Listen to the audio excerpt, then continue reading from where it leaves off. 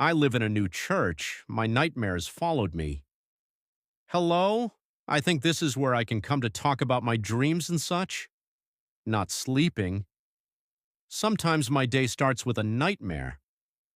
I thought living in a new church, apparently used by angels, would change this. But it isn't a simple nightmare. It's the worst day of my life, relived every night. It starts the same way, always. Wake up, Kashta. I open my eyes. I see my uncle, Uncle Irfan. He looks concerned and fearful. His broad nose and white and brown beard cover his chin. He wears no mustache, and he is dressed in his white robe and tan turban. The wrinkles and divots on his thickened brown skin show his age, well over 50. His hands are rough from work, his fingernails tough and thick. He smells of lemongrass and sweat. Uncle, I frown. What is...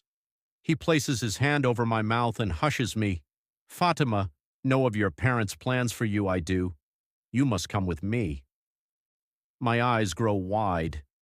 But Uncle, Kadim has given his mar to us. The ceremony is tomorrow. I have no You are not a trinket to be sold and bartered, Kashta, he whispers harshly. Your father is too stubborn to listen to me, so now this falls on him. Now up, get dressed. My parents had arranged a marriage to a man named Kadim. I was to be his fourth wife. He was very wealthy, very powerful. He had ties to the local Taliban. The reason behind this was that, to my parents' great shame, I am a lesbian. My mother called me selfish, told me that a Muslim woman's place is by her husband. She told me this was where I could be safe. My father came up with this solution. Finding a man with wives, telling me that perhaps I would feel more comfortable serving a husband if I had other women to help please him. That perhaps with his other wives I could perform acts to please him. I felt that to debase myself in such a way was haram. My father disagreed. My uncle, however, agreed with me. I love my uncle. He was always a kind and sweet man. He lived with us because we had the room. He worked hard but kept none of his money. My father did not mind. He was wealthy, or was before he fell into debt. Thus why I was being traded to Kadim. My uncle used all of his earnings to buy clothing, books, and food for families who lost their homes to fighting and bombings. He volunteered at field hospitals, helping doctors to move patients and dress wounds. He was not a doctor, but was made an honorary nurse and aide. When I was a girl, I remember asking him, "Uncle, why do you keep nothing for yourself?" He only smiled to me. Whatever good you send forth for your souls before you, you shall find it with Allah, and would never explain anything outside of that. His heart was bigger than his head. He brings me my hijab and burqa. Dress quickly, Fatima, we must hurry. I quickly tie my hair into my hijab, looking with disdain at the burqa. Uncle, why? He frowns at me, helping me put the black burqa over myself. Because we do not have much time, my Kashta. He wraps his own face in a white cloth. Now come, quickly, I whisper to him, as we walk out in the early dawn down dusty roads and dry and dusty homes. Where am I going? Spain, he says, going to Madrid. All the paperwork is arranged. He looks behind us and ducks between a pair of houses, making our way towards the main roads. I frown. Uncle, how could you afford... My uncle fixes me with a glare. Do not dare put a price on your life, Kashta. I look down to my sandals, hating seeing my feet through the mesh of the burqa. It's so very hot, it is torture. The distance we walked was even worse. We stopped to eat once. We then got to a pickup truck. Uncle Irfan paid the man and then placed me in the front seat. He jumped into the flatbed. We finally get to an airport in Kabul. I had fallen asleep. My uncle slaps the door of the truck. Fatima, quickly! He shoved some papers into my hand. Your flight is Air India, okay, to Madrid. I looked to him with tearful eyes. My flight? Uncle, are you not coming with me? He hugs me tightly. Kashta, you must go. You must leave this place. I know you still feel the same as the day your father told you his plans for you. I hug him tight. Fatima. He pulls away from me. You told me you would end your life before you laid in bed with a man. Now you must choose, your family or your life. I look at the airport entrance and to my uncle. Even as his eyes were tearing, he was smiling at me. I hope to see you again, my little Kashta. But if I never do, know I love you. Know Allah loves you. We walk into the airport together, even making it through security. Every moment is terrifying. They scan my ID, and I fear at that moment they would call Kadeem or his men would come to steal me back. My head is on a swivel at all times. The mesh from the burqa obscures my vision. Every person who bumps into me from behind, I fear is going to drag me off or hurt my uncle. We wait at the gate, my uncle holding my hand tightly as we sit in the chairs. We watch a few planes take off. My uncle speaks. Fatima, this world looks ugly to you, I know, but it is good overall. We are in a land that is dark and frightful for you now. When you go to Spain, you'll find freedom. You can go where you want. I sniffle, looking to the plains. Uncle, I am not right. My mother told me so. My desires aren't right. My uncle just shakes his head. My Kashta, Allah does not make mistakes. He made you as you were for a reason. You are as Allah made you, and because of that, you are perfect. For the first time in years, I smile. My uncle is the only person who told me that I was not a sinner by birth.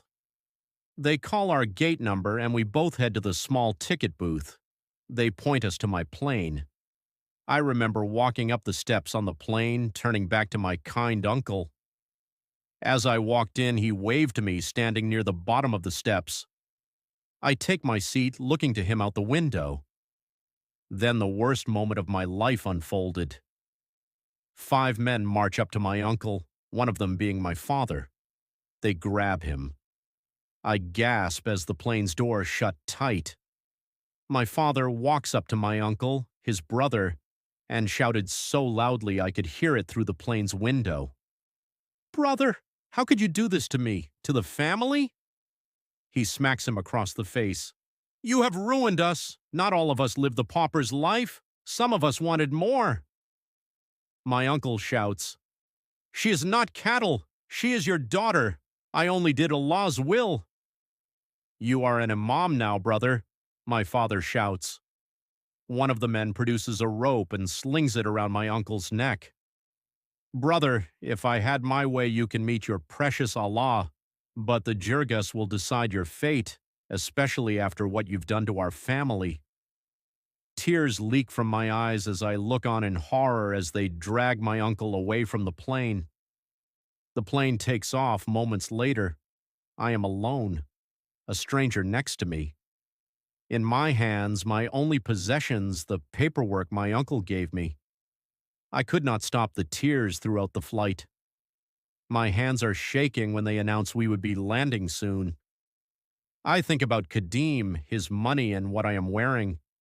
I look around the plane. I see many wearing a burqa, only a few women are not. I get up and walk into the bathroom. I pull the burqa off of myself and look into the mirror. I look at the papers in my hands. All of them had me wearing my hijab. My hands shake as I stare at my reflection. I remember last year my mother gave me this hijab.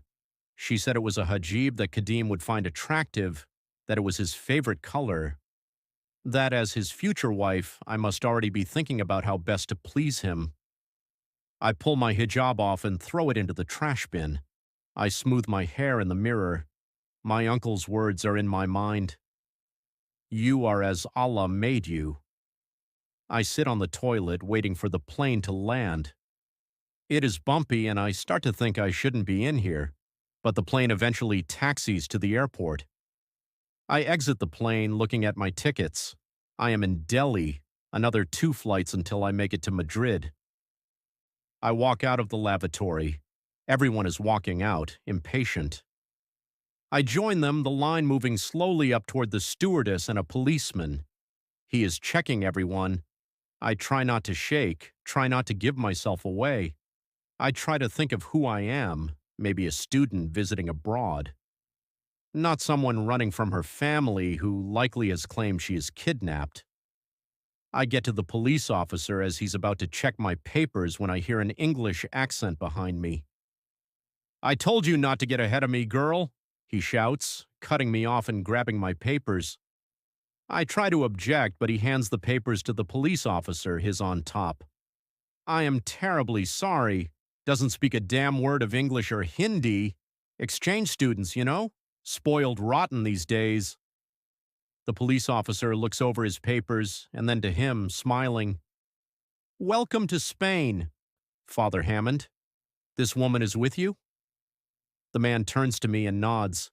Yes, she's with me. Her papers are there if you need to check them, I understand." I see he has a priest's vestments on. Before I was so frightened I did not even consider to look at the man next to me. The police officer laughs and hands all the paperwork back to Father Hammond. "God bless you, Father. Enjoy your trip." "God bless you as well, young man," he says happily, taking my hand as we leave the plane.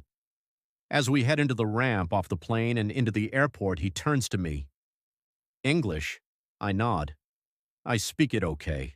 He nods. "That man outside of the plane, who was he?" My eyes water. "My uncle." "The man who took him away?" I stifle a sob. "My father." Father Hammond stops me as we exit the ramp. He walks me over to a window near the gate. "Are you in danger?" I just nod. "Where is your next stop?" I look at my tickets. Rome. "Then it's God's will we meet. Come with me, dear. I can help you." We walk through the airport, and hanging from the ceiling, I see many decorations and potted plants. Suddenly, from the ceiling, I see my uncle drop, his neck snapping against the rope around his neck. As I see this, a massive red-scaled beast enters my vision. It flies toward my uncle. Most of it is covered in red scales. Its massive leathery wings spread and a large lizard-like tail sways back and forth. The creature then floats near my uncle, its long neck leaning down to him as his muzzle moves to his cheek, licking it gently. It wears long white robes, its bare clawed feet floating freely underneath those robes. In one hand, it lifts my uncle from the rope. In the other hand is a large staff. The staff has a pair of serpents wrapping around it, and at the top, a bird of sorts has its wings spread wide. The staff is made of silver and gold. The creature looks to me, empty sockets for its eyes. It tilts its head curiously at me before breaking the rope, letting my uncle fall to the floor. The creature watches as he falls, but still has its empty sockets on me as well. Somehow I feel it staring into me. Soon its strange empty eyes are all I can see as its leathery wings move to surround me, its arms opening toward me, drawing me closer. Its heavy hands grasp my shoulders and I push myself away as hard as I can. Pain racks my shoulders as I awake. I grasp both and to my utter shock I find blood on my hands. I stare at my bloody palms, screaming. I woke screaming, as I did many a morning. Unlike other mornings, however, I found I had cuts on my shoulders. I shook as I stared at my hands in utter disbelief. I was used to the sight of my uncle hanging from the airport ceiling, a vision I feared would come to fruition should Mullah Kadim ever find him. While I had never witnessed my uncle's death, I had the vision of it in my mind. I had seen such hangings before. The monster that crossed my vision was new. I had never seen such a sight, nor did I understand how my imagination could conjure such a creature. I was still shaking in bed when a light clicked on and I heard the swift clip-clopping of hooves coming towards me. Before I could react, I was smothered in scented white cloth holding me tight. I hear Lady Tasha's voice. Shh. Sister Fatima, it is all right, dear. I reluctantly hug back. It is not that I distrust Lady Tasha herself. It's just that her form unnerves me. She looks like a succubus, and the last succubus I encountered forced me to act outside of my will. She also kissed me and made me desire more from her. I cannot lie, Lady Tasha has a similar effect on me. There are times my lips tingle and I feel them long to caress Lady Tasha's. But I fight these urges, not because I would never do such a thing with Lady Tasha. If she would have me, I would most certainly. I would feel rather honored, actually. No, I should stop this line of thought. Ugh, ever since that succubus, I have found my desires running rampant. Lady Tasha is a beautiful woman, even with the scar on her face, but she is a priest of sorts. Come to think of it, I am unsure if she took a vow of celibacy or not. No. I must stop this. I find I'm no longer shaking and that Lady Tasha is praying over me. I'm holding her closer as she does, pressing my face against the soft cloth covering her neck. Feeling better? Lady Tasha asked me, her hand running through my hair. I shiver as she does this. I could stay in this position forever. I feel so safe and warm. My body quivers at her touch. Lady Tasha clears her throat. Sister Fatima? She looks disapprovingly at me. I let go, my face flushed. I'm so sorry. I feel like a child who got caught sneaking sweets. Lady Tasha smiles warmly at me. I should be sorry. I lived with a whole city of only women for some time. Those like yourself were often drawn to me. She stands up from my small cot.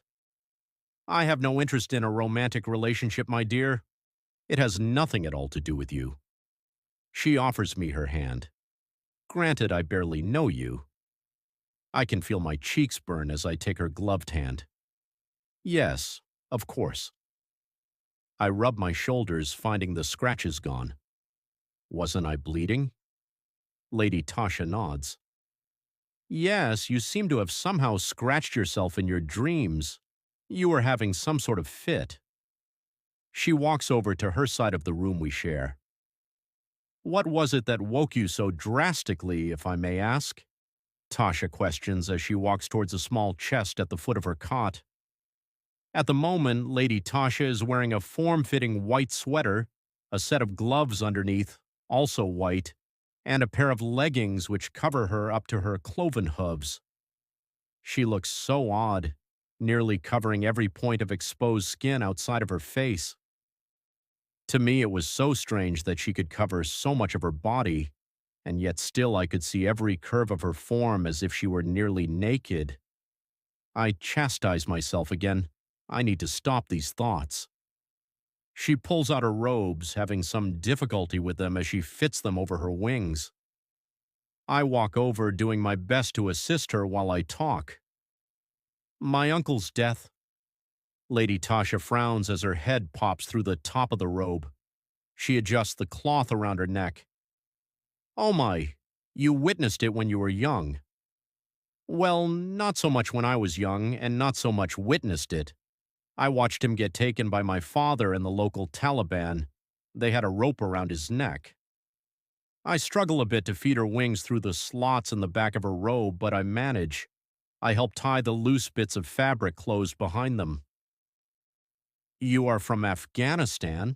She asks as I help her with the other wing. I nod. Yes, the most dangerous place to be born a woman. Lady Tasha sighs as I watch her tail snake its way through a small hole in the back of her robe, wrapping around her waist. Why was your uncle being taken away? He had helped me escape a marriage to a man I did not wish to marry. I was to be his fourth wife. I shudder. It would have been a life where I was forced to perform for him, give him children, and make love to his other wives for his pleasure. A life of debauchery that my father was convinced would save me in Allah's grace. Lady Tasha frowned.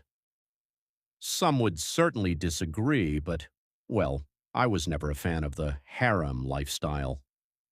She adjusts her wings, then smiles to me. Thank you so much, Sister Fatima. These are a hassle, to say the least. It's why I prefer to remain in human form. I smile to her, smoothing the robe a bit and walking around to her front where I see her adjusting her gloves. Lady Tasha, why do you cover yourself as you do?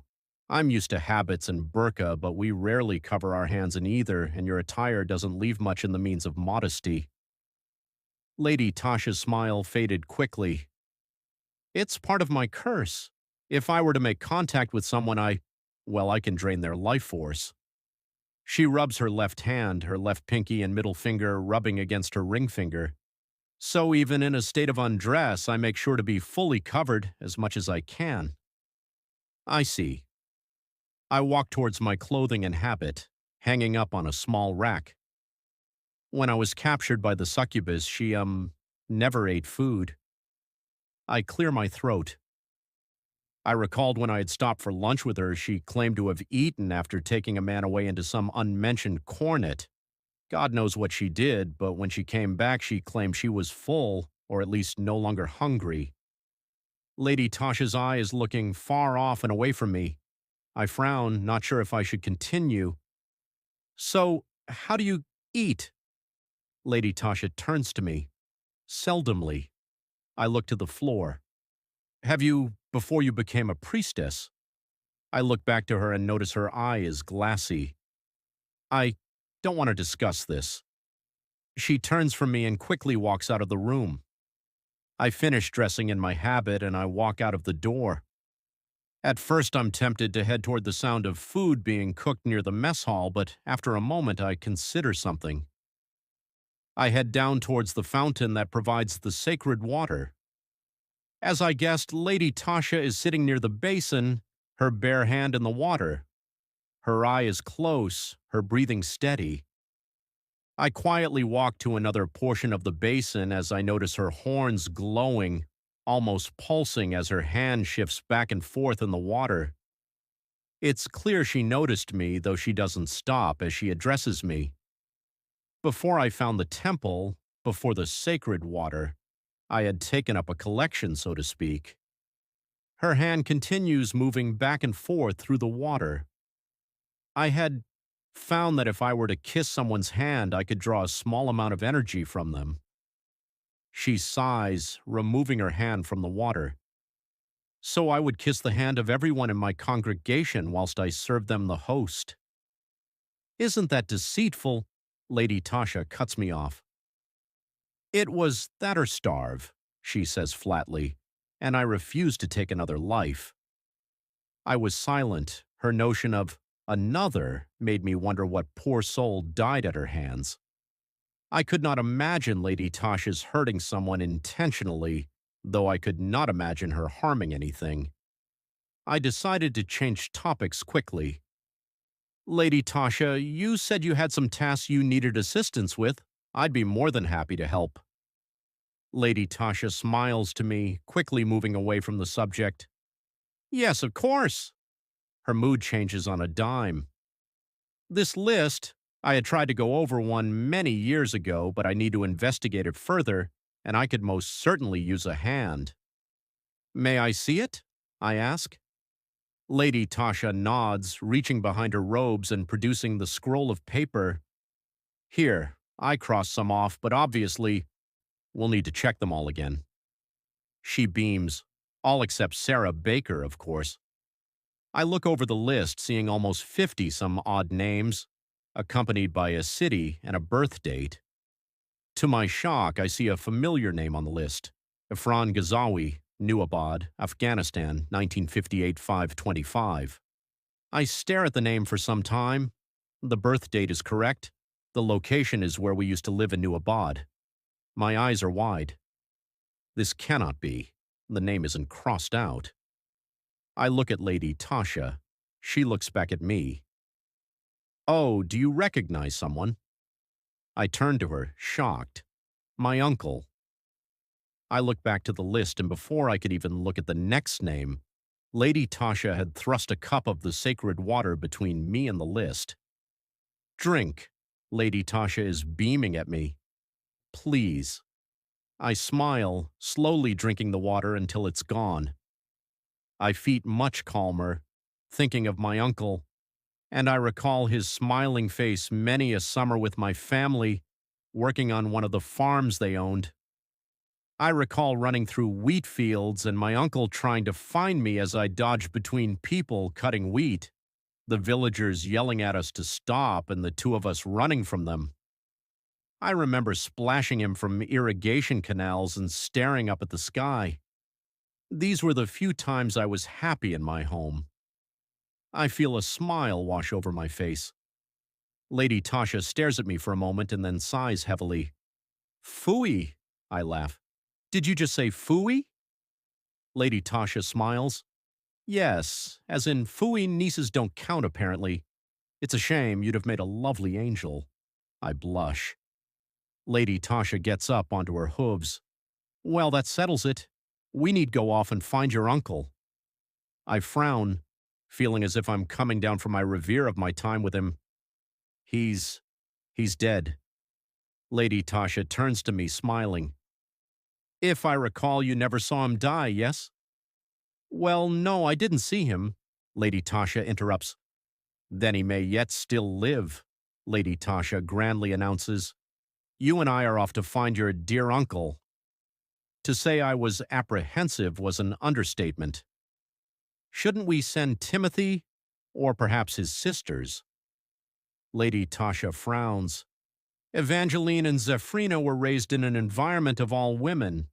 She clears her throat. If either one of them was disrespected by the locals, the results would be varying degrees of unfortunate. She sighs. And neither would wear a burqa.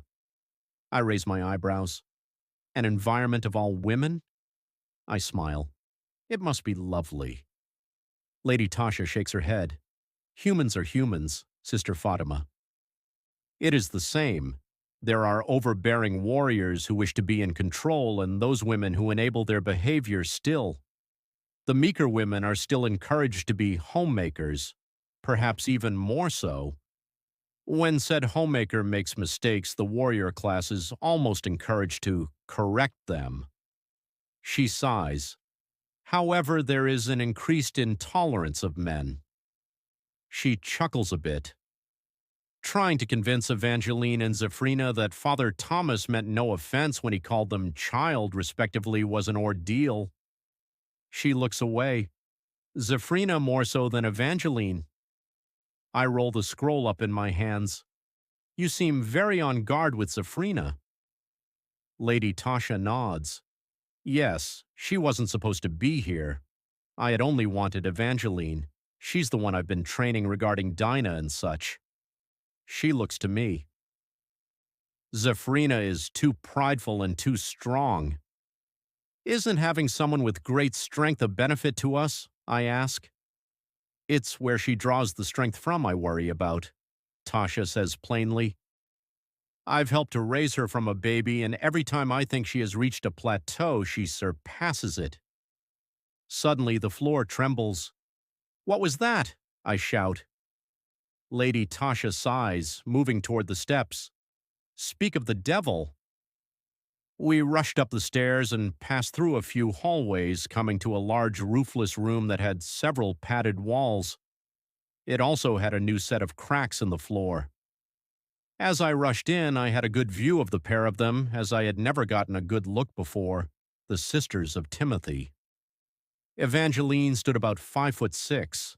She had long flowing brown hair and ice blue eyes like her brother. She was wearing a set of purple and burgundy robes over a pair of fairly heavy leather boots. She was gliding down from the midair on beautiful feathery wings, her nose bleeding slightly. She lands daintily, her build slight and elfish as she did so. Her voice carried a bit of posh, almost as if entitlement came with every syllable. "By God, Zeph!" she scolds. "I thought you were going to take it easy on me." A much more playful voice comes from the other side of the room. Much closer to the cracks on the floor stands Zephrina. She's nearly 7 feet tall, her massive wings loosely folded behind her. Her black hair is tied in a braid while her violet eyes watch Evangeline glide to the ground. She sounds oddly childlike for someone her stature. "Sorry, sis. I thought you would be stronger." Evangeline rubs her temples as Zephrina walks over towards her. Zephrina is wearing a pair of simple sweatpants and a tank top. Not an ounce of makeup is on her face. Her hair is slightly frazzled and split ends are very evident in her fairly sloppy braid. As she walks, I see her impressive arms flex with muscle that seems unnatural on a woman, even one her size. As she gets near Evangeline, she looks alarmed. "Oh my God!" She rips a portion of her shirt off with ease. "I'm sorry. I didn't mean to hurt you. You told me not to hold back." Evangeline takes the scrap of clothing and cleans the blood from under her nose. "I just overexerted myself." She looks towards us and I watch as a water bottle floats towards her. "I thought my telekinesis could rival your raw strength." Zephrina flexes her bicep, causing it to swell mightily. "Nope." Lady Tasha interrupts their exchange. "Which one of you will explain to Jorge why and how you damaged the floor here?" Evangeline scoffs. "We need not explain anything. We were told this is a training room." Lady Tasha walks over to Evangeline and grabs her by the ear. "Do not think just because you are a grown woman, I will not chastise you for arrogance, young lady." Zephrina snickers before a stern gaze from Lady Tasha silences her. Evangeline groans. Fine, I will explain. It was my fault." Lady Tasha looks to the two of them, releasing Evangeline's ear. "This was why I wanted one of you, and not both. You two bring out the worst behaviors in each other. You always have." Zephrina smiles mischievously at Evangeline. "I don't need to be talked down to as if I'm a child. I'm 20. God da!" Lady Tasha swiftly smacks her. "Do not take the Lord's name in vain, especially not here." Lady Tasha sighs, exasperated. "You best hope Jorge is able to fix this." Zephrina frowns. "I'll help him if need be." We hear Jorge shouting behind us. "Damn right you will." He walks over to the floor. By God in heaven. He moves his hand over the cracks and dents in the floor. "This is granite. How do you bust up granite? Did you find a jackhammer somewhere?" Zephrina shrugs. Jorge grumbles. "I'm going to have to discuss with St. Timothy about trying to Zephrina-proof the training room." Lady Tasha looks to me, smiling. "Seems Jorge has this under control. We best be on our way." I frown, looking at Zephrina's violet eyes. For some reason, they unnerve me despite her amused and innocent expression. Zephrina glances at me and smiles warmly. "Hi, sister." She waves. I wave back. "Good day." Before following Lady Tasha. Being drawn into a church full of actual angels is such a strange experience. I turn to Lady Tasha. "If we are going to search for my uncle, we cannot be dressed as we are. Me especially. I barely know how my own family is going to react to finding me having converted. I mean, I have an idea, but..." I shake my head. "Best not discuss it." Lady Tasha nods. "So we'd need burqas then?" I nod. "I'll ask St. Timothy." Lady Tasha smiles to me. "We can go together." We walk through several hallways until we come to a door that's only ajar, white light streaming into the hallway. I hear St. Timothy talking into his phone. He doesn't sound pleased. "I am telling you to get everyone out of the city. Yes, everyone. Not some, not just our troops. Thousands will die." There is a moment of silence before he shouts, "There is no earthly defense from it. I don't care if it's impossible, just do it. There's suddenly an inhuman growl from the room, and a cell phone flies against the door, shattering. Lady Tasha rushes to the door, and I follow, unsure of what could have made those noises. As I turn into the room, I spot Timothy rubbing his eyes. As he opens them, I see a blackness clearing from his cornea, the blue of his eyes almost leaking out of his irises as if they were steam. Timothy takes a deep breath, calming himself. He looks up to us. Tash, Sister Fatima, I'm sorry if you had to hear that. Lady Tasha gingerly picks the shattered phone from the ground, walking towards his desk, which is strewn with papers. There's a map on the wall behind him with multiple markings. Some I don't recognize, some I do. There's a large red circle around Jerusalem. Timothy, Lady Tasha begins as she places the phone on his desk. Is this the mission or? Timothy stands looking to the map. I'm trying to get an evacuation order for Jerusalem, but the stubborn fools at the Pentagon are claiming they can defend the location. I keep telling them that a biblical catastrophe is about to occur that will wipe the city off the face of the earth. He fixes us with a grave expression. It's not going to happen slowly. Lady Tasha nods. And yet, normally you have no such issues dealing with your military war dog friends. She looks to his desk, picking up a small jewelry box. Timothy frowns. From Sophia. Opening it reveals a small platinum band. Lady Tasha smiles. It looks lovely. Timothy looks to the broken phone. She should be getting a notice claiming I was killed in action today. I've blocked her number. Lady Tasha frowns. Timothy, if she's captured by Father, he'll do things to her that will destroy her mind and soul just to get a hint of information about us. Timothy interrupts. Lady Tasha is silent. I interject. Timothy, why not bring her here? Timothy shakes his head. She'd never stay here. She'd feel too cooped up. She'd want to be out in the field, helping, contributing, coordinating orders, and relaying them back to us. I force a smile. She sounds like a good match for you. Timothy frowns. Maybe after my father is defeated, but not before. Lady Tasha gives the ring back to him. It's not healthy to do what you're doing, knowing what you are. Timothy sighs. I have no choice. He looks us over. I'm sorry, you were obviously looking for me. What is it? I start, glad the subject has changed. Lady Tasha and I need a pair of burqas so we can travel in my hometown without raising too much suspicion. Lady Tasha beams. Fatima's uncle is on the list, Timothy. Isn't that wonderful? He might be alive still, but we need Fatima to help guide us to him. Timothy nods. I'll get a pair from a base stationed near there. Timothy stands up, reaching for his trench coat, sliding it on as his wings seem to slip into pockets inside of it. From there, they seem to disappear. Give me an hour or so.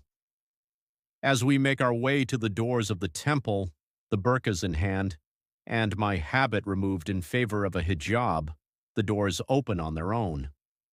Within seconds, a large German shepherd is jumping all over Lady Tasha. Hello, trooper. I missed you too, Lady Tasha says warmly as the dog trooper bounces around her. Down, pup, Jason's voice can be heard. Sorry, he gets excited after his walk. I spot Jason, the newest angel in the temple, walking in.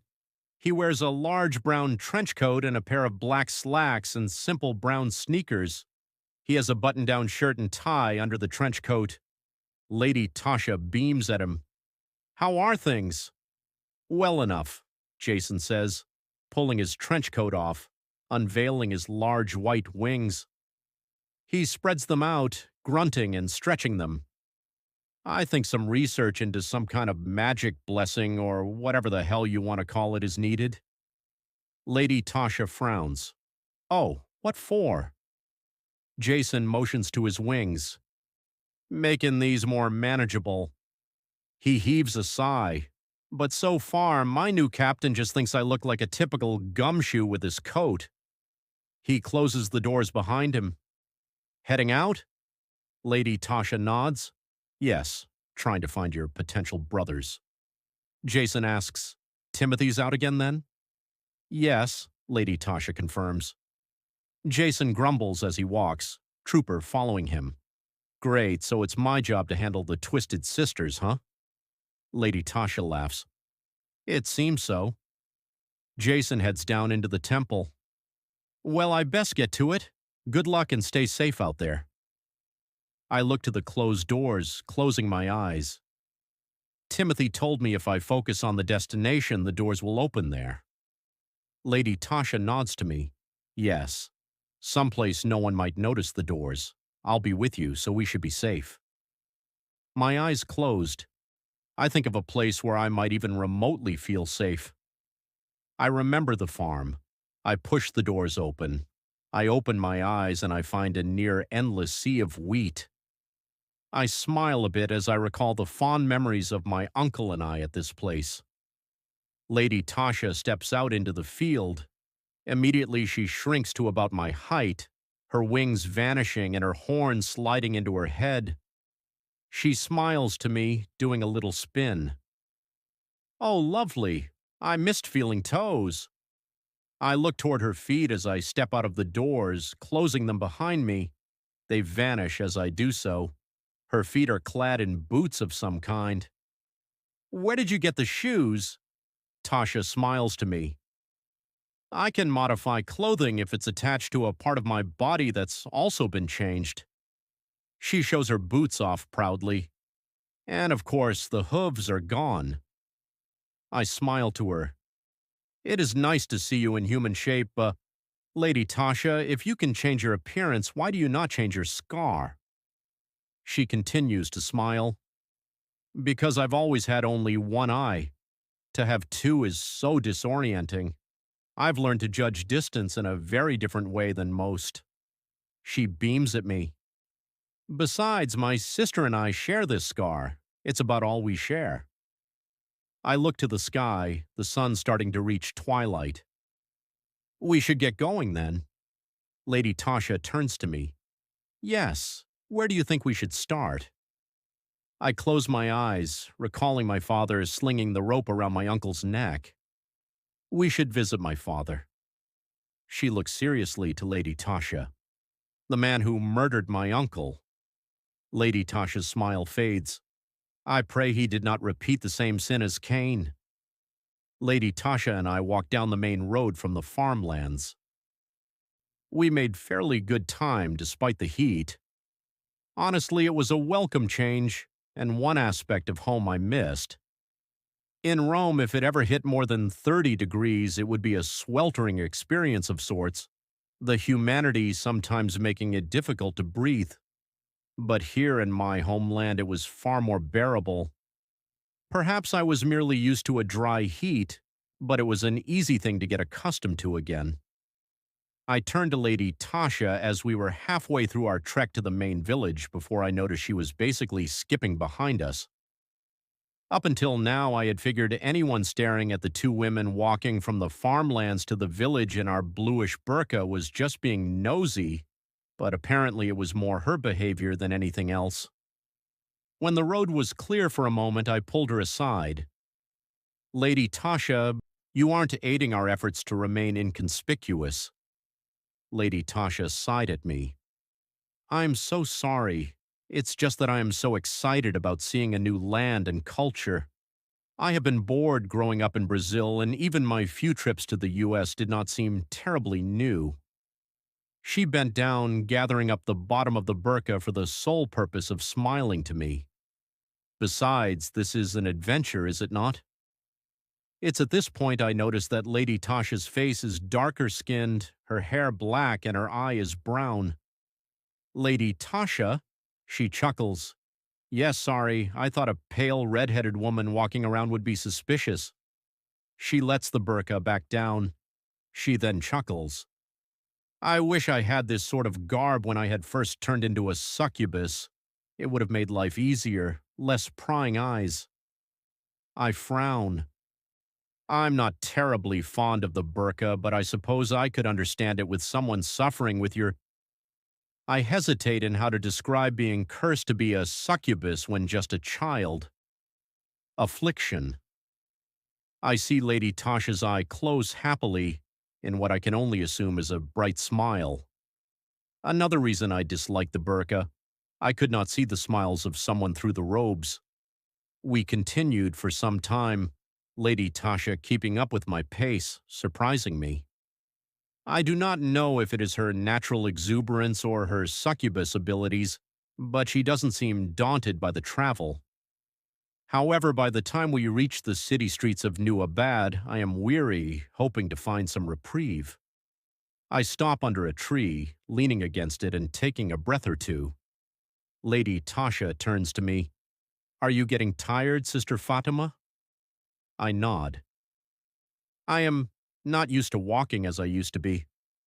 I grumble. Seems Rome made me soft. I pull out my phone and see I have no signal. Lady Tasha looks down the road, standing near me. So, where is your old home? I remember it like it was yesterday. How to make it home from the trips to the farm and market. I, of course, had little desire to make my way through the sandy roads and tan homes to my parents. Maybe we should find an inn to rest for the night? Lady Tasha nod. Of course. She turns to me. After we visit your home. I groan in protest. I am not even sure if they are still here. Then those in your home may provide us with direction, Lady Tasha says sternly. You cannot run from this forever, Sister Fatima. You must remember, whoever does a wrong or wrongs himself but then seeks forgiveness of Allah will find Allah forgiving and merciful. I stop and turn to Lady Tasha, looking to her curiously. Did you just... Lady Tasha's eye closes and she tilts her head so I can see her smile through her burqa. Al-Nisa, 4:1 and 10. But I thought you were a priestess of Christ, I ask in shock. Lady Tasha laughs. I am a priestess of God. She then motions for me to get moving. I push off of the tree and make my way down the city streets. But I have not met anyone who knows the Bible and Quran. Lady Tasha shakes her head. Do you think they are so different? Perhaps some of the characters, yes, but they are all there still. Some disagree on who played what role, but they all agree that God is love, God is great, God is merciful, and that God is forgiving. She turns to me. I love when the Quran says God is most forgiving, most merciful, because it is true, none are as forgiving as our Lord. I frown to myself as we turn down another street. But Lady Tasha, why do they hate each other so? The Tower of Babel. Lady Tasha sighs. If you believe it was only language, and not the method of worship that was fractured for all mankind, I believe you read the text wrong. I turn to her as we walk. I don't understand. Language could not be the only thing changed to stop a once united people from reaching heaven. Instead, God wished for mankind to focus on worship, not physical testaments to his kingdom.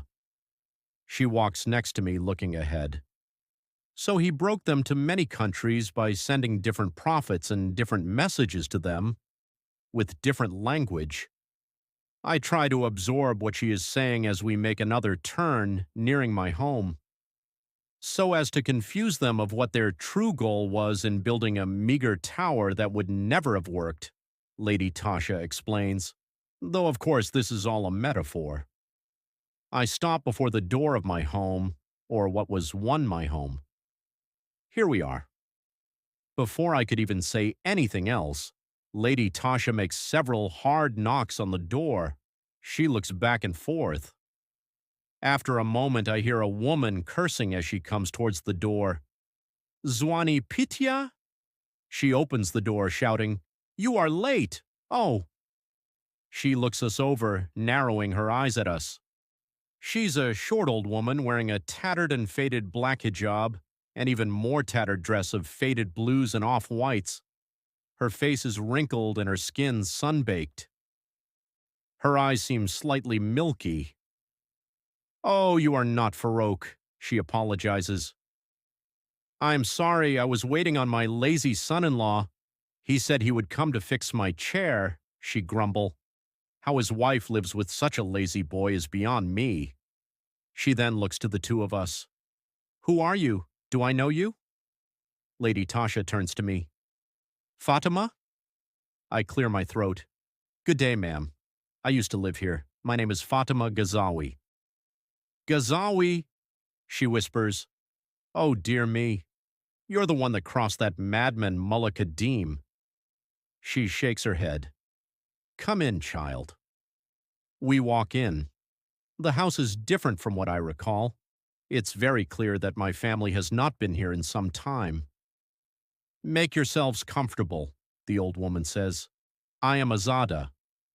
I pull my burqa off, wrapping it around my hand. Lady Tasha does the same. "By Allah," Azada shouts, looking to Lady Tasha. "If I looked as you did when I was your age, I would have 6 more children." Lady Tasha blushes. "Oh, why thank you, Azada. My name is Tasha." She nods, looking to me and motioning to a small table. "Sit, sit, but not on that black chair," she warns. "My lazy son-in-law has yet to come to fix it. It wobbles." She meanders off to the kitchen. "You two ladies are surely thirsty. I can bring some mango juice for you." I sit at the small table and Lady Tasha sits next to me. "I would appreciate that, thank you." Azada slowly comes out of the kitchen with some cups and a container, pouring Lady Tasha and myself a small glass each. I take a sip and clear my throat. "I am seeking out my family. I was hoping to find my uncle." She rolls her eyes. "That uncle of yours. More heart than brain." She shakes her head as she takes a seat across from us at the table. "What a mess. Your father wanted his head for what he did." Lady Tasha frowns. "I'm unsure of the story." Azada nods. "Years ago, a man calling himself Mullah Kadim controlled the city. He was mostly tough but fair. If you did not cross him, you had nothing to worry about. Not even the Americans came here due to him, so we did not mind him." She sighs. "Your fool uncle, however.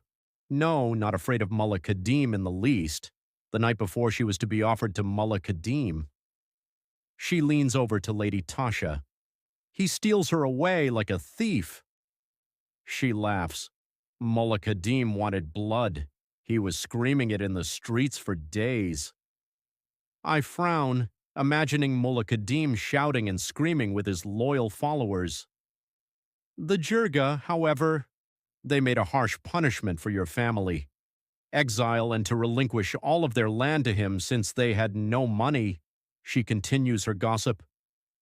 "But was that enough for Mullah Kadim?" She slaps her hand on the table. Lady Tasha is startled but rather enthralled with the old woman's story. I fear for my family's fate now. "No, so what does this psychopath do? As your family leaves, he catches them." She leans back. "Your father, Mamayun? He managed to get the worst of it, his throat slit and his head taken off. That madman Kadim paraded around the city for a day and a half." She shook her head. "But Kadim got what he deserved."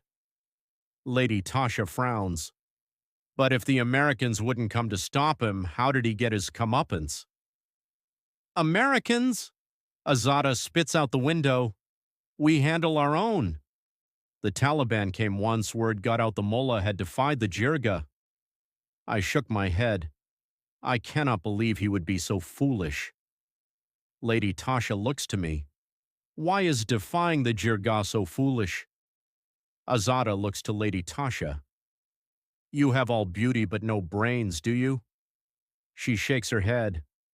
"Allah's will in heaven is law, but second to Allah, it is the Jirga." "What happened to Mullah Kadim?" I asked, worried. They hung him in the town square for defying the jirga. Afterward, the jirga reversed their decision, but your family had fled. I think they went west, but I cannot be sure where they are now.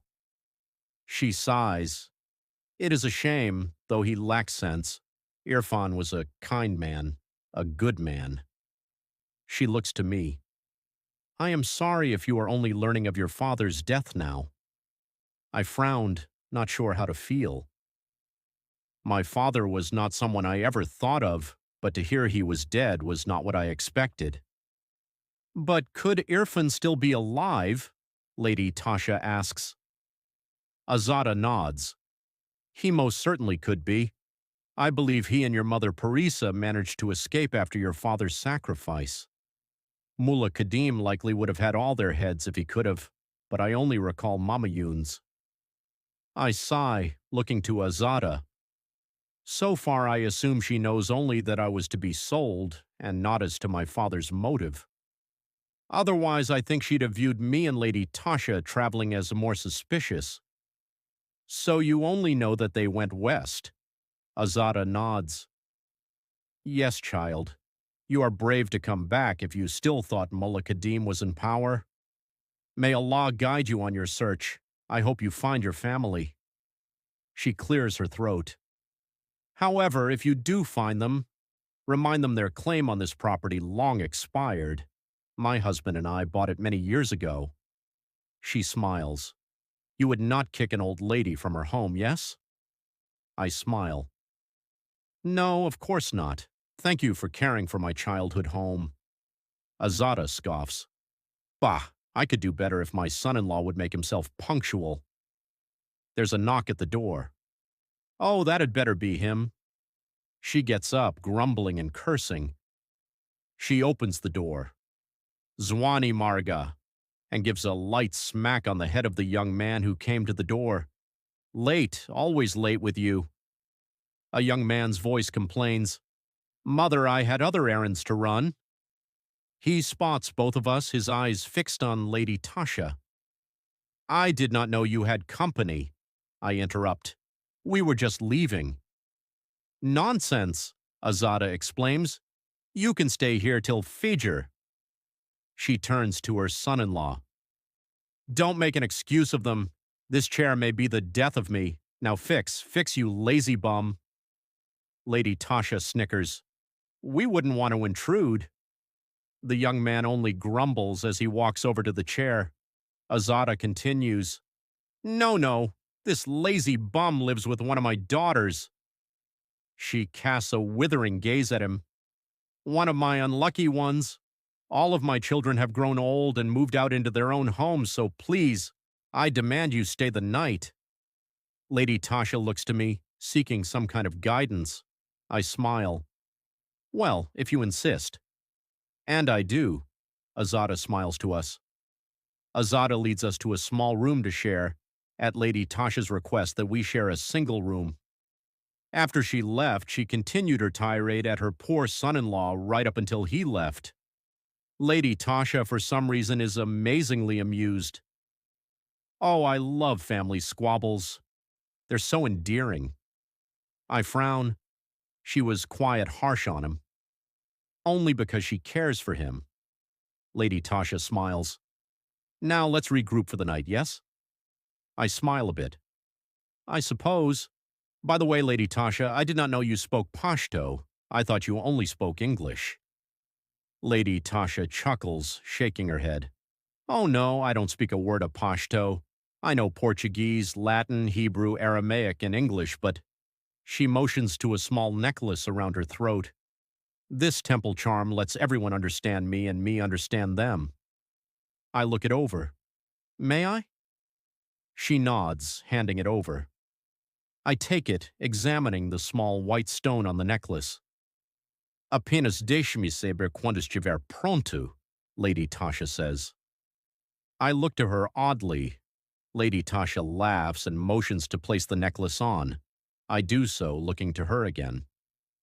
I said, just let me know when you're done. She smiles. Jorge only speaks Spanish, you know. The temple is like the antithesis of the Tower of Babel. all faiths, all languages. I take the necklace off, returning it to her. Lady Tasha smiles, taking the necklace. Obrigado, she smiles, placing it over her head.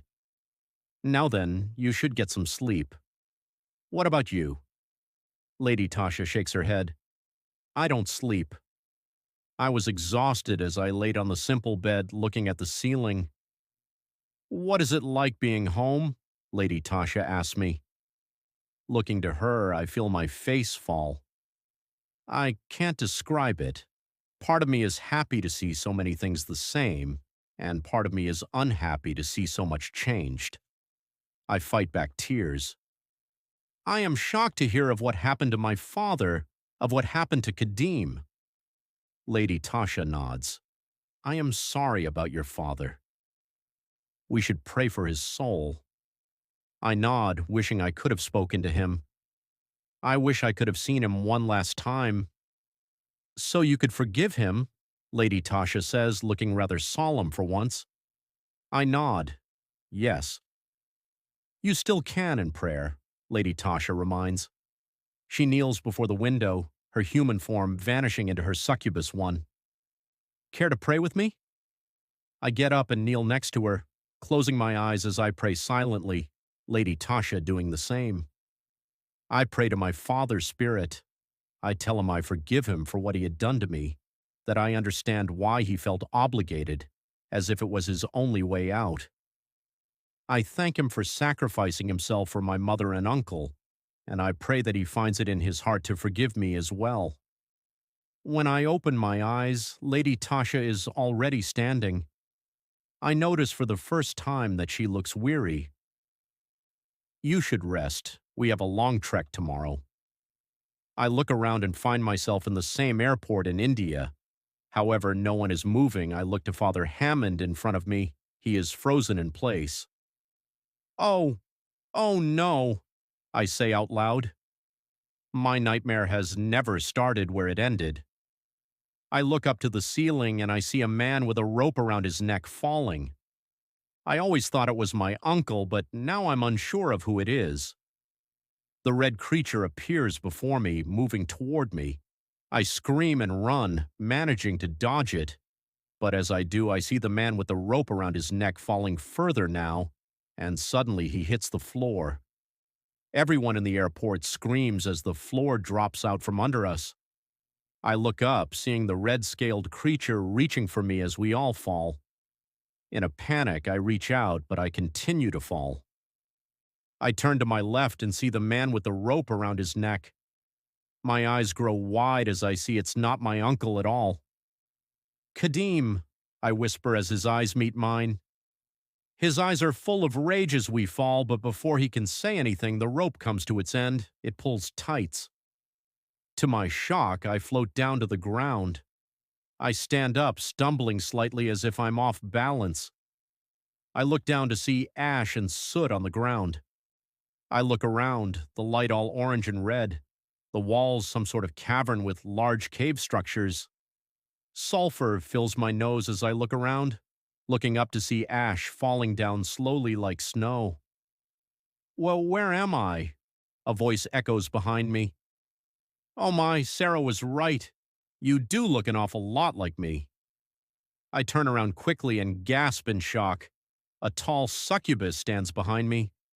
Her skin is dark like mine, and even her hair is black and her eyes hazel. Her face looks similar to my own. She has black horns that curl over the back of her head, their tips circling around either side of her head and back to the front. I see a pair of tan leathery wings. She wears a corset, long gloves, and what looks like a coat, but appears to be some sort of dress that leaves the front opened. A whip is coiled up on her left hip. I cannot deny that she is beautiful, despite her demonic features. I stumble back at her presence. Who are you? She laughs, grinning to me. Me? Why, I'm the succubus queen Kairunisa Gadzawi. She saunters over to Kadim, sliding a long and sharp fingernail under his chin. Kadim winces, gasping for air as the rope is tight around his neck. his feet mere centimeters off the ground. She leans over to him.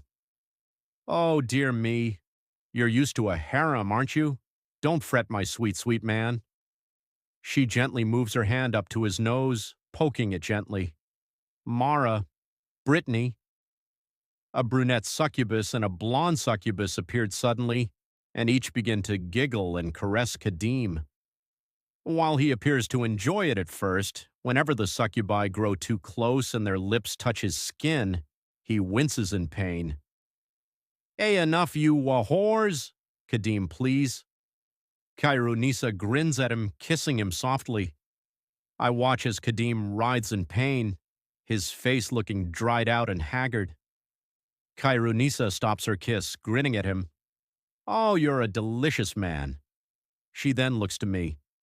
Fatima, he needs his fourth bride. Why don't you join us?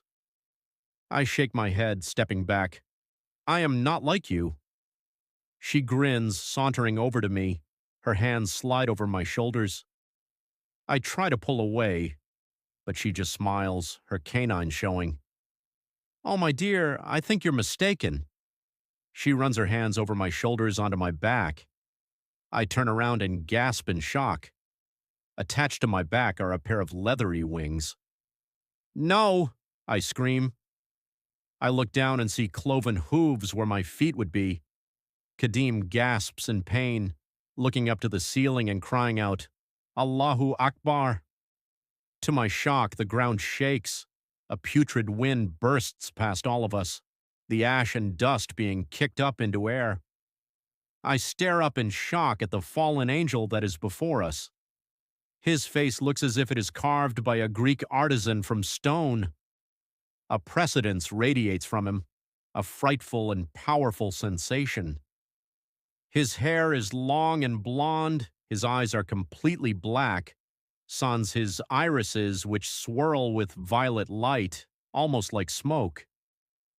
He wears tarnished silver plate armor like knights of old, yet across his chest in an X is a set of white chains that seem to be tight enough to dent the chest piece on this creature. His back has a mighty pair of black wings. A mighty voice rumbles from his chest and rolls over my ears. As he speaks, the succubi kneel before him. I feel I cannot even stand. Who dares mention God in my house? Kadim repeats himself.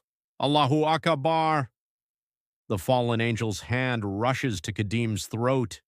His other hand reaches into Kadim's mouth. With a swift motion, Kadim's tongue is ripped from his mouth and then shoved back down. I flinch as I see Kadim's throat bulge with the shape of the angel's hand as Kadim writhes in pain, still hanging from the ceiling. Kairunisa is the first to speak while kneeling. Lord Lucifer, she says softly. The fallen angel. Lucifer turns to face me, his violet eyes swirling. He starts to approach. I turn to run but find two more succubi flanking me, holding me still. Let go. I do not suffer hypocrites and traitors well. His voice rumbles through the air, nearly knocking the wind from my body as it does. My ears ring after each sentence. I turn, shaking as he approaches. I do despise you humans, such deceitful, conniving creatures. As he walks towards me, his form is covered by a shadow, suddenly changing. Now his form is that of a woman, slightly smaller than he was, but still towering over me. Her hair is braided on one side and shaved on the other. Her eyes are white now with violet irises. Her lips look thin and pale, and her black hair has streaks of gray running through it. Her body is built like a bodybuilder. Huge and powerful muscles make themselves known in her neck and arms. Lucifer's voice echoes from the woman's mouth, her wings spreading wide. First you serve under Allah due to convenience, then you serve under the Catholic Church, now you serve God in heaven. The thin lips of the woman curl up in amusement. Will you try Hinduism yet? Buddhism? What flavor do you think will spare you from me, Sister Fatima? Another shadow passes, and suddenly I see Zephrina standing over me, grinning ear to ear, the same height as the other woman, her eyes the same. My own eyes grow wide as I realize what is being communicated to me. Lucifer's voice now comes from Zephrina. Who do you think the so-called angels in your temple in the stars serve? A loud roar echoes from above. I look up to see the red creature swooping down towards me. Its tail wraps around my waist and it stands between Lucifer and I. I struggle against its grip. Raphael, Lucifer says, grinning with Zephrina's face still. The creature is about to open its mouth before Lucifer snaps his fingers. It's fine. I'm quiet done with her. Suddenly the world swirls around me and I wake up with a start. As I wake, I scream, frantic. I look down at my hands and check to make sure I no longer have demonic wings. I hurl the blankets off myself to find my feet covered in ash and soot. I gingerly slide my hand over my feet and sniff, smelling sulfur. Lady Tasha is already making her way over toward me before I shout at her. "Liar!" I scream.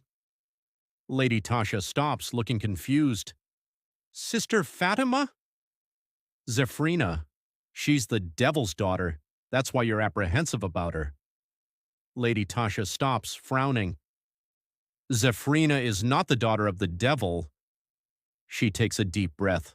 "But she is his grandchild." I was livid at the revelation I was given. Now I know what my dream entailed, regarding the woman in between. Clearly, Zephrina's mother was the one in between Lucifer and Zephrina. Lady Tasha sighed, kneeling next to my bed. "Sister Fatima, I am sorry for hiding this information from you." "It seems you're skilled at deception," I shout. "You took energy from your congregation without telling a soul." Lady Tasha frowns. "They were well aware, Sister Fatima. Eventually, I had to explain to them." "Only after you were found out," I say, swinging my legs over the edge of the bed, glaring at her. "How dare you call yourself a priestess, as if such a thing existed?" I am fuming at this point. "To think I looked up to you." "Zephrina does not know either," Lady Tasha states. I stop, confused but still livid. "How could she not know?" I demand. Lady Tasha sighs heavily. "Because her mother has never told her. Because her mother is Rachel, Timothy's mother, the Metatron who was corrupted by Belial and my father." I frown at Lady Tasha. "If the daughter of the devil, Ragna." Lady Tasha tells me her name. "That is Ragna." I am silent for a moment, collecting my thoughts. "If Ragna is Zephrina's mother, how can Rachel also be her mother?" Lady Tasha frowns. "I honestly am unsure. When I asked Rachel, she said that Ragna had some sort of experimental device that she used on her. I don't wish to describe it, but from what Rachel divulged, it was not supposed to work, and yet it did. Rachel fell pregnant shortly after her, copulation with Ragna." I shudder. I could not imagine such a brutish woman making love to me. I was much more attracted to a slender form, even that of Lady Tasha's, but Sarah's was far too curious for my normal preference. I find myself flush again, unsure if I am still fazed by the succubus. Could I be tainted? A lust forced into me by the succubus? Or is it merely a longing, since suppressed, that lust brought forth? Lady Tasha now sits on the bed with me and she looks at me in earnest. "Sister Fatima, let me be straightforward with you, as you are in this with us, and I know I can trust you." I narrow my eyes at her. "Now I am trustworthy?" Lady Tasha nods. "The truth is, I have been training Evangeline and Zephrina to use their God-given powers of the Metatron, not knowing that Timothy was uncorrupted or even alive." She looks out the window in our room. "The truth is, Timothy and Evangeline are fraternal twins. But when Rachel left with Evangeline, she left Timothy with his father. I had known the fallen prophet was his father, but he was raised by him. I am suddenly unnerved, now even doubting Timothy. Lady Tasha's eye seems to focus off into the distance. There is no reason to question Timothy's dedication. She turns to me with an uncharacteristic gravity. But he will use any means to win against his father and stop Ragna. I had asked that he send Zephrina away because she was not supposed to join us at the temple. I start to feel a bit more at ease as Lady Tasha explained more to me. She stowed away. Timothy was almost in agreement to sending her back home, but he saw her strength, and now he wants to use her as a weapon against Ragna. Lady Tasha's face falls. I've been sworn to keep this from Zephrina. We're unsure if she would fight against her own mother. Her people put great respect on their mothers. I frown. If she is the only weapon that we can use against the daughter of the devil, shouldn't we do so? Lady Tasha heaves a frustrated sigh. You too, I nod. I have to agree with Timothy. I hold no sympathy for the forces of darkness. Lady Tasha's face falls. I fear that Timothy's drive to win against his father may drive him into darkness himself. Vlad the Impaler is a notorious monster of your world, so much so that it is rumored that he is the first vampire, and yet he served the Pope of his time, impaling heathens and enemies of the Church. I frown. Well, I suppose. Some of the most horrific things in this world have been done under the pretense that the ends justify the means. She looks to me, pleading. Zephrina is a young woman, no older than 20.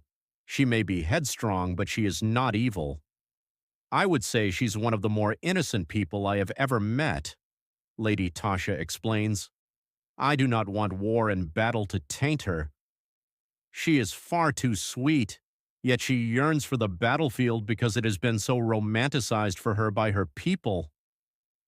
I look down. She's never seen death then, never watched a man die. Lady Tasha's eye seems to stare off into the distance as I mention this. You've seen death up close then, I ask. Lady Tasha just nods dully. Far too close in every single way. I'm about to ask when she saw death, when Azada gives a firm knock on the door, then opens it. Ah, good. You're already up for Fajr. Come, come, we must wash up. Lady Tasha smiles warmly to Azada. Of course we'll be right out. Azada nods and heads off to the bathroom to wash before her prayers. I nod, looking to Lady Tasha. Do you know how Muslims pray? I hope she doesn't make a fool of me. Lady Tasha smiles to me, a knowing look in her eyes. Do you remember how? After washing my hands and face, Azada loans us a pair of prayer mats. I turned to see Lady Tasha taking the proper prayer position, which surprised me, and going through the motions with me and Azada. Her arms folded at her chest, reciting Allahu Akbar, bowing with her hands on her knees, standing saying Allahu Akbar, prostrating, rising up to sitting, prostrating again, and repeating the process. She even remembered to look left and then right afterwards. Azada had some issues standing again after the prayer. I walked over to help her to her feet before she shooed me away. The day I cannot rise from prayer on my own, child, is the day Allah will take me into His embrace. She smiles warmly to me. Lady Tasha chimes in. May that day be many years from today, Azada. Azada smiles to Lady Tasha. Thank you, child. She then turns to me. I'm sorry I could not help you more. I will pray that you reunite with your family. I feel a pit form in my stomach and frown, nodding. Yes. Thank you. I clear my throat. For the first time in over 15 years, I had missed my family. I had felt that they had treated me like an object at the time, and only remembered my uncle saving me from the aspect of a marriage I did not want. Azada gives me a sudden hug. I am sure that wherever they are, your mother, uncle, brothers, and sisters are alive and well. I hug back, heaving a heavy sigh as I do. Thank you so much for your hospitality. Lady Tasha does the same, giving Azada a hug, and with that we don our burqa and start heading toward the outskirts of the town. I can feel tears dripping down my cheeks, glad for once that the burqa is hiding them. Lady Tasha turns to me. I must ask, how is it you found out about Zafrina's heritage? I scoff. I had a vision of sorts. A vision in your dream. I nod. Of course, when else would I have had it? Lady Tasha just nods to me. Who was it who told you of the truth? I frown as I remember the succubi, Kadim, and the fallen angel, Lucifer. It was Lucifer. Lady Tasha stops dead, turning to me. Lucifer, as in Satan himself, came to you in your dream. I frown. He did not come to me. My dream continued as it usually did, with my uncle hanging from the ceiling of the airport, but it changed, this time it being Kadim as the one who hung. I shudder as I recall the violent imagery of Lucifer shoving Kadim's own dismembered tongue back down his throat. Lady Tasha then chuckles. What is so funny? Shouldn't this be unnerving for you? Lady Tasha shakes her head. No, Sister Fatima. It means you're doing something right if the devil himself has tried to cross your path. We must find your uncle even faster now. She smiles at me, or at least I'm fairly certain she is smiling. Now, do we wander westward and see what we find? I turn to her. You will find mountains, caves, and if we travel for enough days, maybe a city. I sigh. This is hopeless. We reach the outskirts of the city and Lady Tasha turns to me. Then let's regroup at the temple. There must be a way to locate your uncle. The good news is, Sister Fatima, he is alive. I smile weakly. I suppose it is far more likely. Lady Tasha kneels and prays the Lord's Prayer. As she does, the doors of the temple appear before us. Lady Tasha then stands and opens the doors.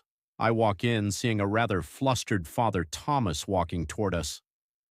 Though Father Hammond has been the first to take me to Rome, Father Thomas and I shared a similar situation. Both of us were homosexual but had strong faith in God. It was through him that I decided to go to the convent and become a nun. Father Thomas happily greets us both. Lady Tasha, Sister Fatima, I hope you found something useful. I shake my head. Lady Tasha nods as she removes her burqa. Oh yes, Father Thomas. Firstly, Sister Fatima's uncle may very well be alive. Father Thomas nods. That's wonderful to hear. I have to ask now. Father Thomas, is everything all right? Father Thomas sighs. No, it is not. Lady Tasha frowns. What's wrong? Father Thomas gravely looks at us both. It's Timothy. He's suffered a wound to the soul, it seems. I'm shocked. What? How? Father Thomas's face falls. It's self-inflicted, I'm afraid.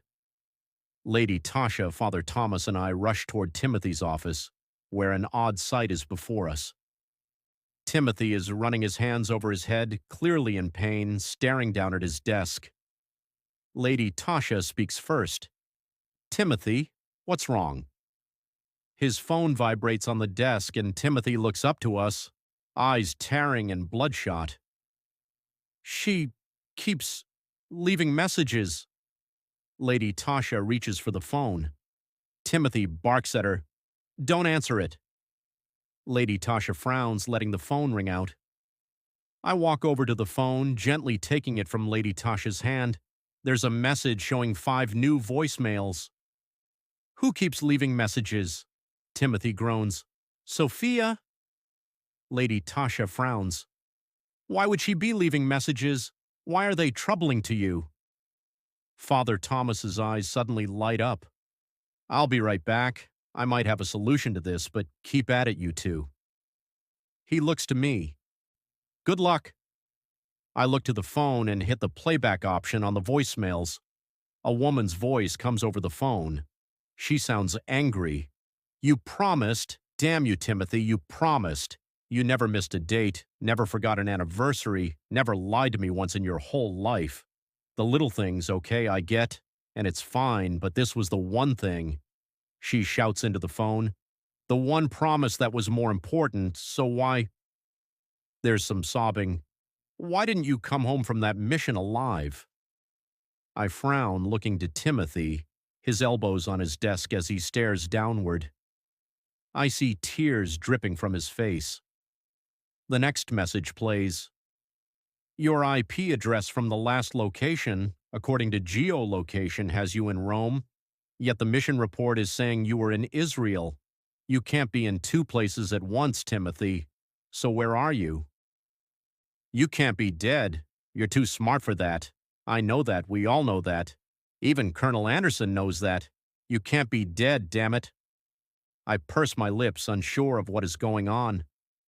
Lady Tasha looks to Timothy. Timothy, you didn't. I had to. I couldn't lie so to protect her. Colonel Anderson told Sophia I was killed in action. Timothy says lowly. The next message plays. I'm sorry, I didn't mean to get mad. Timothy, I lied. When you asked me would I be okay if something happened to you during this mission, I lied to make you feel better. If you knew it was so dangerous, though, why did you go? Why did you go if you knew it might take you from me? Lady Tasha frowns. You have to tell her, Timothy. Timothy looks up, anger in his face, the whites of his eyes slowly growing darker. Tell her? And what? Have her fight with us? Have her captured by our father? Tortured? Used against us? The black recedes. You know what father would do to her, Tasha. They both quiet down as the next message plays. I guess I'm just calling to hear your voice. That's fucked up, right? I checked your records, to find next of kin so I could maybe. She chokes up. Maybe attend your funeral, meet your folks? There's a sound of her blowing her nose. But you listed me. When I checked, you've been alone since 15, enlisted at 18, and they want to just give you a plaque in some field. I'm going to get you a proper funeral. I frown. She sounds heartbroken. She can overcome, I know she can, Timothy counters. Lady Tasha frowns. Can you? Timothy glares again. I cannot risk her safety. Behind me, I hear someone approach. When I turn, I see Jason. He moves his finger to his lips to shush me. I nod. Lady Tasha narrows her eye. But you risk everything else. Timothy, you love her and it's tearing you up to not only be part of this ruse, but to be away from her. Timothy stands up. I will not let Zyfiel capture her, rape her, and kill her. I'd rather she be happy somewhere than dead. The latest message plays. Sophia slurs. I am trying to record your voice from this stupid voicemail. Why is your message so prim and proper? She laughs. Like you, a perfect soldier, adhering to all the rules and regulations and just reminding me why I love you. Loved. There's silence for a moment. I laughed at some folks when their relationships ended and they got stuck just drinking and eating to fill the void left behind, But I can't fill this, Timothy. I feel. She heaves a sigh. Empty without you. There's some sniffling. Please, God, bring him back to me. Lady Tasha shouts now. So this is better. You are both suffering now, Timothy. I'd rather my lover suffer alone from me than die with me. Timothy's eyes start to darken and he shouts, Unlike you. Lady Tasha's face falls and she seems about to speak but stops. A tear rolls down her cheek and she turns and swiftly leaves. Timothy slumps down in his chair, hands on his head. Jason places his hand on my shoulder. You take the priestess. I've got Timothy. What are you going to do? I ask. I'm going to slap some sense into him, Jason says, pulling his wings tight against his back as he walks into Timothy's office. I nod and follow Lady Tasha. Behind me, I hear Jason shouting, "You self-centered, egotistical son of a bitch," Jason shouts as the door slams shut behind him. I smile a bit and head towards the fountain where I am sure I will find Lady Tasha. Sure enough, that's where I find Lady Tasha, one hand in the waters, her body in her natural succubus form. I sit next to her. When we're angry, we say things we don't really mean. Lady Tasha nods. I know. It still hurts. I nod. May I ask what he was referring to? Lady Tasha shakes her head. I do not want to discuss it. I believe you told me there would be no more secrets, that you could trust me, I retort. Lady Tasha shortly laughs. That's wrong to use here. I don't think so, I explain. I need to know you well if you're to be my teacher. Lady Tasha's eye opens and she weakly smiles. If I cry, do not look down on me then. I shake my head. Never. When I was younger, many years ago, I ran a congregation for refugees of my father's wars. Lady Tasha smiles. There I met a man who I at first thought was only interested in my body, but he kept doing something no one else did. What was that? I asked. He wrote love letters. Lady Tasha smiled. Beautiful little notes I would find on top of my Bible before the start of each prayer service. I smiled. He seemed very romantic. Passionate was the word I always used for him. Lady Tasha looks up to the massive fountain wistfully. What was his name? Jenin. Lady Tasha smiles. Jen Mercer. I smile with her and I see Lady Tasha's horns glow brighter. I loved him so much. We married and we were so worried about, well, my condition. He understood and for weeks it seemed like it could work. Lady Tasha's face fell. But then, one night Jen asked if we could consummate our marriage. I was apprehensive, but he explained that we would stop if it seemed I couldn't control myself. So we started and I managed to get through it without hurting him too badly. I frown, expecting something more horrific. Lady Tasha's tears start to flow. To my shock, blood drips from her scarred eye.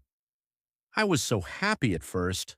I thought that this could work, that I could have a normal relationship. She gets choked up for a moment. It's kind of ironic. We survived the lovemaking, but he wanted to cuddle afterward. And in the night, both of us naked together in a lover's embrace. She took a moment to finish. My body, from skin contact alone, drained him to death. I handed her a cloth for my robes. That must have been...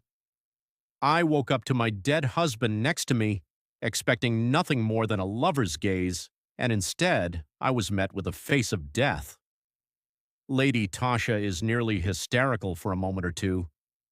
I wait for her to settle down, holding her hand as she does. When she seems calmer, I look at her. I think that if Jen didn't understand the risks, he wouldn't have done it. But he loved you so much, he would give you anything for a single night as a normal woman. Lady Tasha looks to me, blinking tears from her eyes. You shouldn't look at this memory as a terrible thing. He gave everything for your comfort. You shouldn't taint it with regret, I add. Out of the blue, I find myself being hugged by Lady Tasha, who cries into my shoulder, holding me far too tight. I hug back reluctantly. Angels and demons are far more emotional than I thought. When the evening came, my sleep remained beyond troubled. As if all within one moment I felt myself soaring through the air. Looking down, I saw the scaled tail wrapped around me. Looking up, I am suddenly blinded by a bright light. I feel the tail release me and I land on soft grass. I look up to see the creature before me.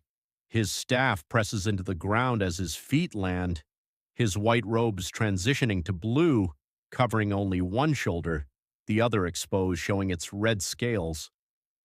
Massive scaled wings slowly close behind it. While the eye sockets remain empty, what appears as dim hints of light seem to focus at me, its face turning in my direction. "Well, what are you?" I scream at the monstrosity before me. The creature leans down, even its neck craning toward me, its hand sliding down its large staff. "There is no need to be fearful, child. I am Archangel Raphael." I stare, dumbfounded. "You? You are an angel."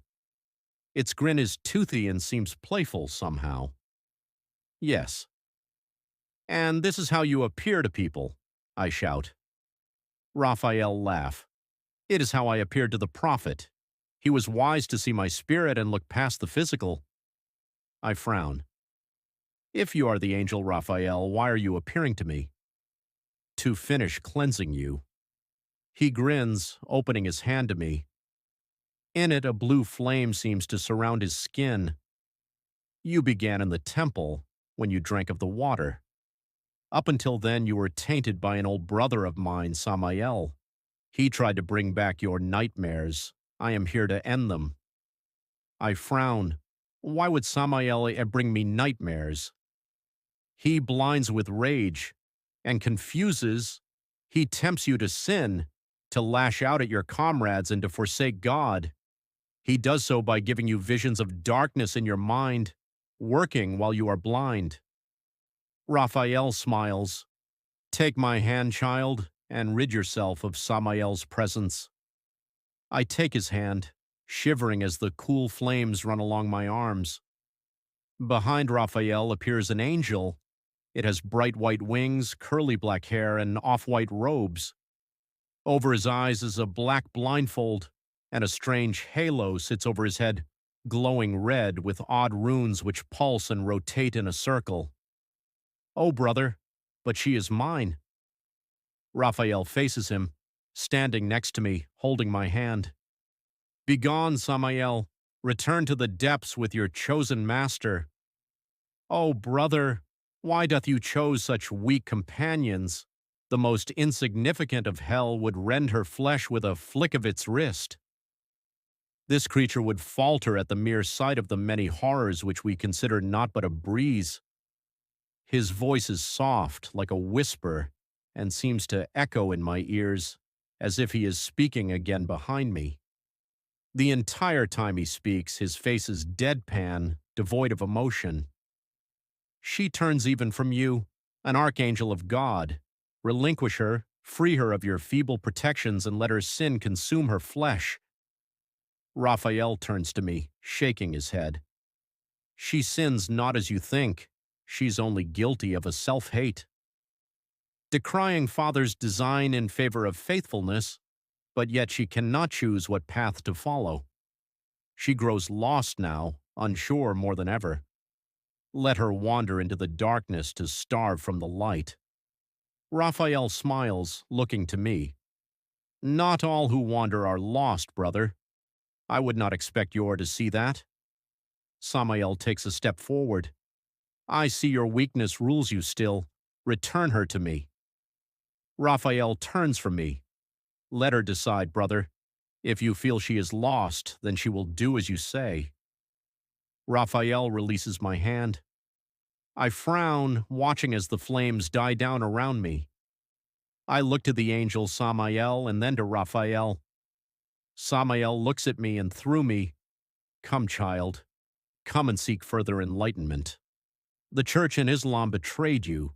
Come now. I shall guide you to a better power, a greater power." I frown, looking to Raphael, who looks confident. "Come, child." Samael opens his arms and wings. "I can show you how to be something more than what you are. I can grant you ascension that your comrades dare not dream to grant." I feel a smile come over me and a confidence I did not recall having until recently. I stand strong and firm, looking Samael right where his eyes should be. A black aura surrounds Samael, even as his white wings spread further. I am as Allah made me, I say simply. I am what I am, what I chose to be. I do not need your guidance. I will only look to God to guide me, be he named Allah, God, or Yahweh. His name matters not. What matters is my faith to him. Samael's wings slowly close. Raphael's clawed hand gently rests on my shoulder. I shout now. I will not betray those who follow him. I will not let you lead me astray. I know what I must do, where I must go. My wandering is over. Samael heaves a sigh, seemingly flustered. Your ancestor was wiser. She ruled on earth as a queen for many a century. If you should choose this path, then so be it. He begins to fade away. Your death is now certain. As he vanishes, I turn to Raphael, who is smiling ear to ear. I know what I desire most now. Raphael looks to me proudly, his claw moving to my cheek. Your kind never disappoints me, Sister Fatima. I nod, feeling my face flush. You know now what you desire most, yes? He asks. I nod to him. I know it now. I desire to find my family, to help the temple grow stronger, to live my life as I feel it should be lived. A warmth emanates from the scaled archangel before me. Godspeed, Sister Fatima. You carry with you and you alone the only means to find my avatar. I smile. My uncle is your avatar? Raphael nods. Timothy is an avatar of Enoch, a messenger, a leader, and a strategist. Jason is Michael's avatar, a guardian angel, a fighter, and a steadfast defender. He shakes his head solemnly. Yet his mother was to be an avatar of mine. I nod. What would an avatar of you do? Raphael laughs, almost roaring now. I am a healer, a fighter of disease. I make soothing potions and elixirs. I smile warmly to him. I am sorry I shrunk at your form before. Raphael stands to his full height. As I said, only one did not shrink at my form, the Prophet Muhammad. He clears his throat. Now go forth, Sister Fatima, and seek out my avatar. A bright light erupts from his eyes and surrounds me as a fire would engulf me. I awake now with a start, not because of fear, but with excitement. I turn to Lady Tasha, who was reading her Bible. I know how to find my uncle,